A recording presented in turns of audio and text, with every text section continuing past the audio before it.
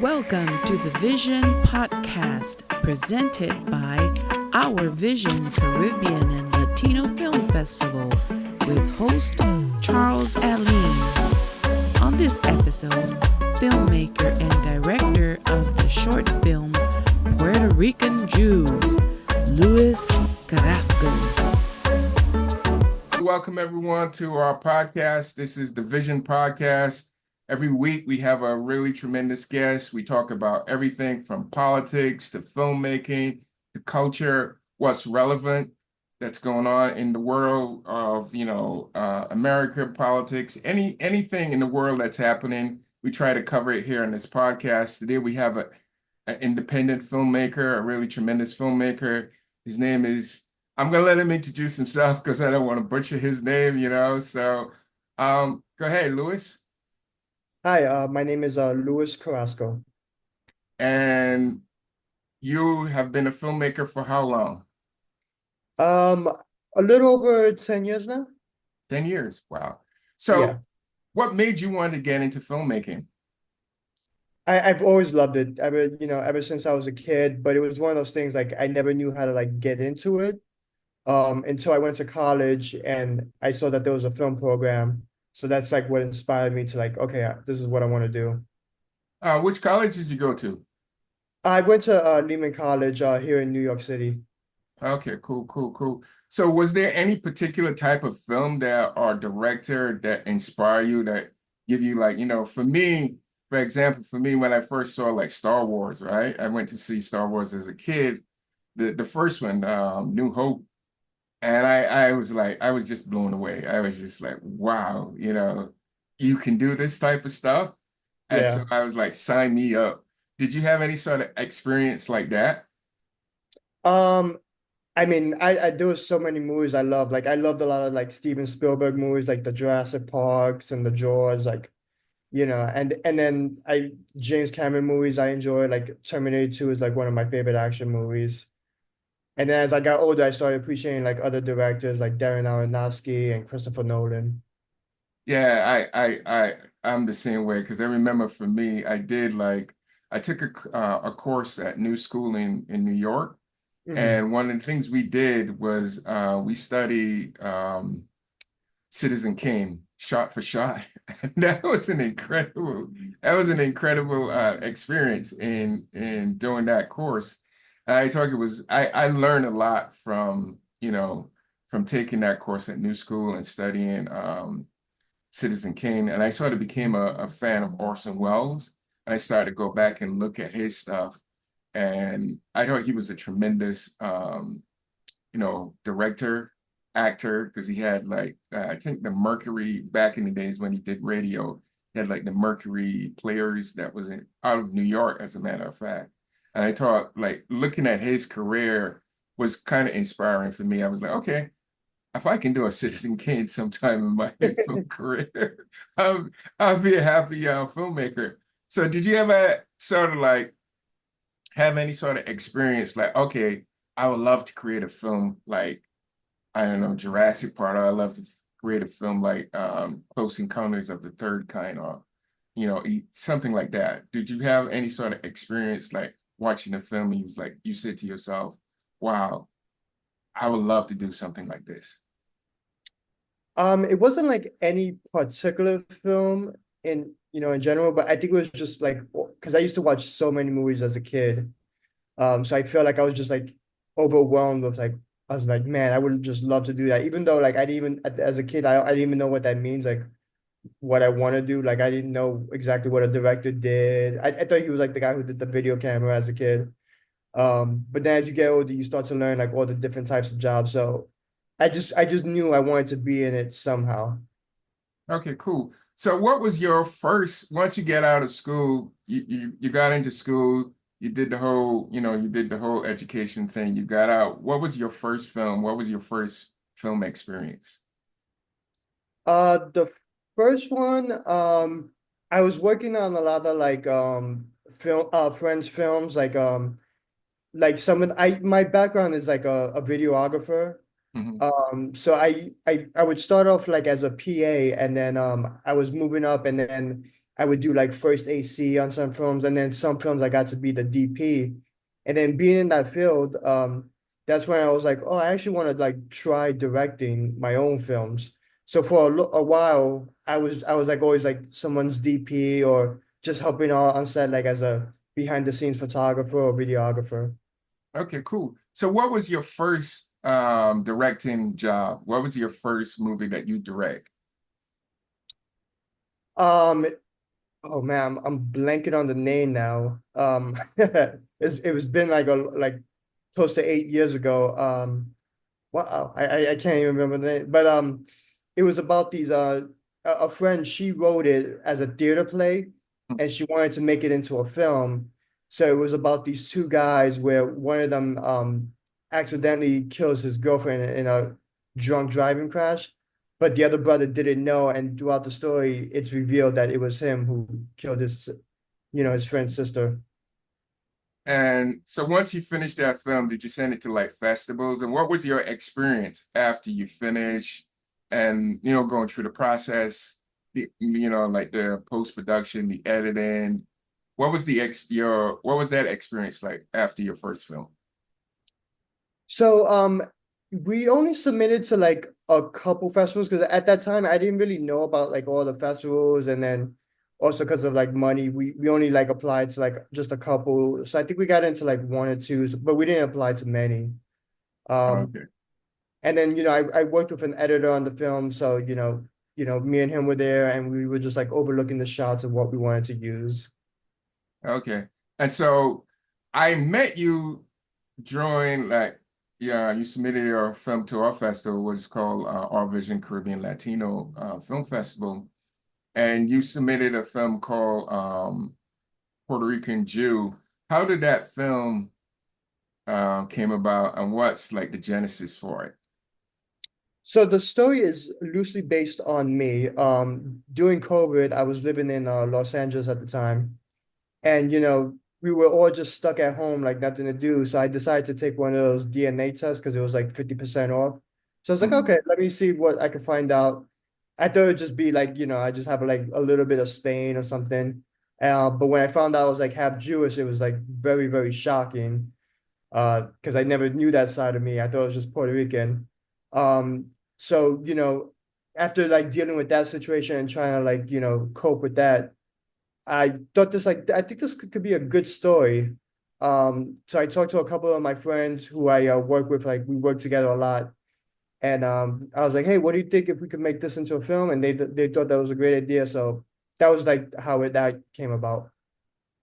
And so you started it, you got somebody to help you write it, and then what happened after that? What was the process like getting the actors, putting the whole thing together? Just walk us through that. Like, for people who are trying to be like filmmakers, love this type of behind the scenes, how things come together. Could you like sort of walk us through it? Yeah. So I applied to a grant, and I won. I was one of five filmmakers to receive this grant, so it helped put money towards the film. So once I got that grant, I was like, okay, we have to like really try to make this as best as possible. Um, the first thing we did was we wanted to do casting because in the film we have a deaf actor, and we were gonna do sign language. So we wanted to do casting very early. So we did it in January, and we didn't even shoot till June because I wanted the actors to have months to practice. Because the two actors who are hearing, they didn't speak sign language at all. They had to practice it. Um, and that was my first time working with a deaf actor and working with a director of artistic sign language. Okay, cool. And then you name it Puerto Rican Jew. Did you were you messing around with different titles for the movie before you came up with that title? No, this is one of the first times because on my other films I'm always like thinking about like different times. This one was like, I think this is catchy. I think it will catch people's attention. So this was like one of the easiest titles that I came up with. Did you get any sort of like pushback on the title? Did you meet any sort of resistance with the title? No, not at all. At first I was like a little nervous, but then I talked to like some of my Jewish friends and some of my Puerto Rican, and nobody really saw an issue with it, you know. So, and I haven't heard anything like a pushback on it at all. Okay, cool, cool. And how long is the film? Like, tell us like how long the film is. How your short? How long is your short? It's a 12-minute short, and we shot it in 2 days. Okay, I know for some like the technical people out there, they love stuff like what type of camera did you use? Sort of like the technical aspect of shooting the film. Yeah, we used the Alexa Mini, and we used the Cook lenses. I have a friend who works at Panavision, so he was able to help me get that all together and set me up with the package. Okay, cool, cool. And so now you have the film out and you're doing the festival circuit. I noticed that your film has been in a lot of festivals. What is like the festival circuit? What's that experience like for you? And could you share that with us and like tell like filmmakers that are thinking like on the fence, should I go into a festival? Is it worth it? Am I gonna get something out of it? I know a lot of these questions filmmakers have. Is it really worth it for me to go to festivals? What is it gonna do for me? Should I just put my film on YouTube and see what happens? Like, what's been your experience with all the festivals that you have into the film? No, I think it's like a great idea to put into festivals. I mean, this is why we do it. We want to show this to as many people as possible. So I've submitted to festivals where some of them I couldn't even make it out to because like I just wasn't in town. And I noticed like I would get people following me on Instagram. I was like, who is this? And they just saw the movie at a festival and I wasn't even there, but they had followed the account. And then, hearing that feedback from the audience, especially like when it's just strangers, because it's, your friends and family, they're gonna support you. But when you hear like strangers laughing at the jokes that you have wrote in the film, or, getting sentimental at the moments you want them to, it's very rewarding. Cool, cool. So you would say that it's definitely worth, you know, spending the money with how much ever it is to enter the festival, submitting your film, and it's about the feedback. It's about the interaction with the audience. So you would suggest that filmmakers go ahead and do that as opposed to like just saying, oh, I did film, let me just put it up to YouTube and call that a day. No, yeah, I would definitely recommend to submit to festivals. But definitely do your research. Don't just apply to like every festival possible. Like look at what like look at the requirements. See if your film would like fit for their genre and what they want to get. So just do the research before you submit. Because yeah, it can be expensive. That's true. So have you had any sort of like, could you share with us if you had like a good experience, bad experience with festivals? Can you share like any sort of like negative and positive experience you had at festivals? You don't have to call any names, but you can say like one particular festival I went to, da da da da. If you want to share something like that with our listeners. Yeah, so most of the festivals have been very positive so far, some better than others. There was one festival that I'm not going to mention the name, but it was like a really bad experience where when my film was playing, it started like cutting out, Mm. like it started freezing, and the guy who was playing the film, instead of like starting from the beginning, he just like let it play, and then when it finally started working, it was like 3 minutes in, and like I was like, well, you missed the first 3 minutes. You kind of like the first 3 minutes are kind of important to show you where the story's gonna go. So I was like, oh, this was not a good experience because I could tell like the audience didn't understand what was going on. They were trying to like, wait, oh, okay, Oh, jeez. yeah. I I think like festivals should like especially the person that's running the festivals should be in tune with the filmmakers because I mean you put your blood, sweat, and tears into making a project and you finally get it to film festival, you want a really good experience. So, that's to me that's kind of bad. All right, so do you want to share like a really positive like one that you went to and you was like, oh wow, this is really good. I like this. I'll talk about two. One of them was yours. where I flew out to LA for the, our Vision Caribbean and Latino Film Festival. And I forget your partner's name, the one Chris. Chris, yeah, you guys were like very welcoming, you were like helping us, like, hey, here's some interviews you guys could do. Let's take some pictures. So, because when you get there, you're not sure, who to talk to.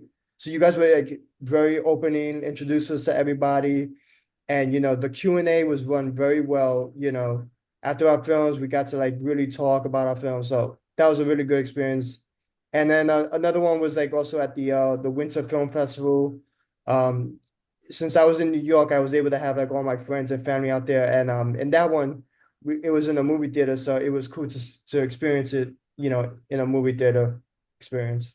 That's cool.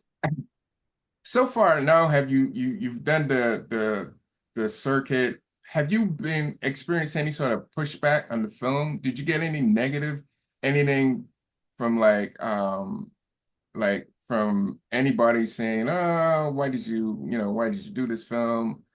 Did you experience any sort of negativity or any hurdles that you had to overcome to get, to say like this is something special, this is something really special about this film? So far I have not experienced that. Like if someone didn't like the film or didn't want me, they haven't told me, you know, or said anything about it. So far it's been very positive. Cool, cool. That's great to hear. I love like to hear filmmakers that have like positive experience. Because I know for like example for me when I did my first film, oh my God, I thought I was gonna be loved by everyone, right? And just everybody just misinterpreted the film, everybody just had their own view of everything was forming their head and they Hmm. just came up with everything that was just wrong and it was just misunderstand the film. So I usually Um, ask those type of questions because I remember as a filmmaker, I did my first short. A lot of people got it wrong. They just did not get it. They just did not get it. And I realized also there's a power in being an artist. You really have when you make a film and people watch it, there's a lot of things that goes on in their head, and it's a really powerful medium. And so I usually try to ask filmmakers like what sort of experience people have with your film. Did it get the point that you were trying to say? Did they understand what you were trying to say? Did they get it? Did it feel something emotional? Was there something special for the experience? So the reason why I asked you that question is like, did you maybe on a smaller level, did you feel that somebody didn't get it or they got it?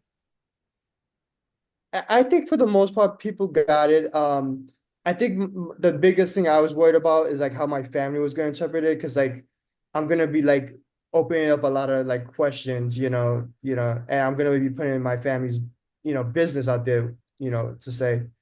But for the story, I think it was easy for people to follow and appreciate, because it's like I think a lot of people deal with like identity, like who they are, and it was very family friendly. So I think people like related to a lot of it. Okay, okay. You said something really interesting, and so I'm gonna step on that for a little bit. What was your family? What was the feedback you got from your family, and how did they feel about the film? They loved it. Like the first time they saw it, it was at a festival in New York, and my sister was crying like she thought it was like just really beautiful how I put it together. And my brother, as well, he was like, oh, and he really loved that like I included, because my brother's deaf in real life, and he loved that I actually had like a deaf character, because the two character the three characters are the one that's loosely based on me, and then there's a brother and sister who are loosely based on my brother and sister. So and then my nephews and my cousins, they really enjoy it too. Cool, cool. That's good to hear. So, are you planning to like put this film? Would you like it to become like a feature-length film? Um, what's your hopes and dreams for this project? Yeah, I mean, I'm gonna keep doing the festival run, see if it has like any legs. I would love to do a feature film. I think there's a lot more story that could be told.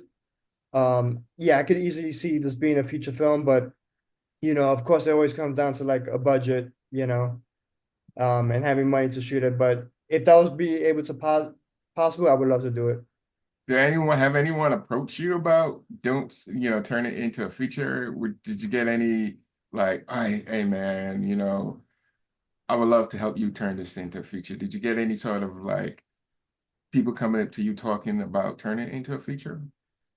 No, not really. Like, I meet some people at like festivals and then, they kind of talk about working together and like, oh, I would love to do something for your film, but then nothing's really come about it. It hasn't materialized, huh? Exactly. Yeah. Yeah, welcome to show business. There's a Yeah, lot of talk, a lot, little action, more talk than it is action, which is exactly. which is which is kind of frustrating as a filmmaker because you really you really want to make this thing happen, and you think that your work is very special, and if you can get it out there, people really love it. So, how do you see yourself moving on? What's next for you? What's next? Do you have any projects that you're working on or something in the back of your head that you would love to do? Well, I think the next project probably be helping one of my friends because my two partners that I work with, like we're all directors, so whatever film, whoever's working, we always help each other and support each other. So my friend's gonna be doing his film soon. So whatever role he needs me to, I'll be helping. And for me, I'm like currently like writing a script.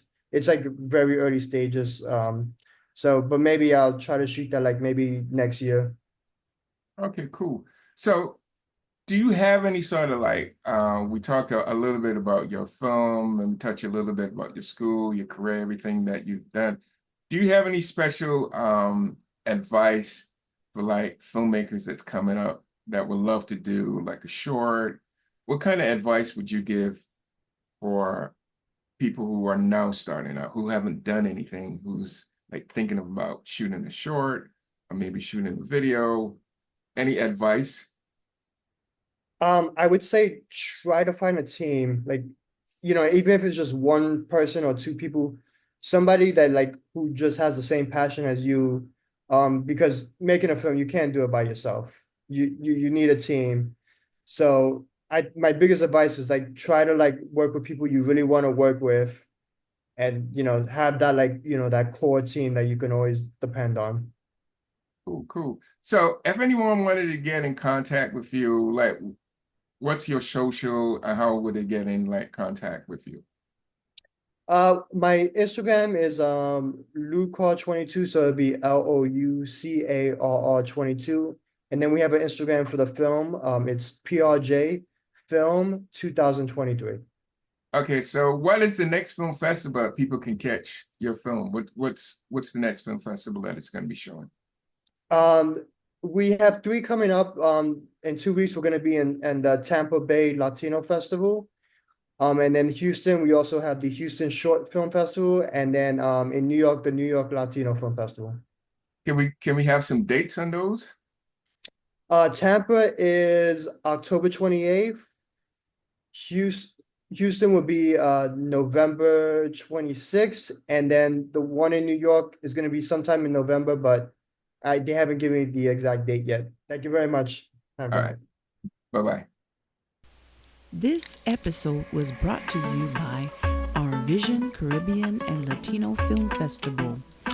Submit your film now for the 2025 edition on Film Freeway or visit the website at www.our-vision.org.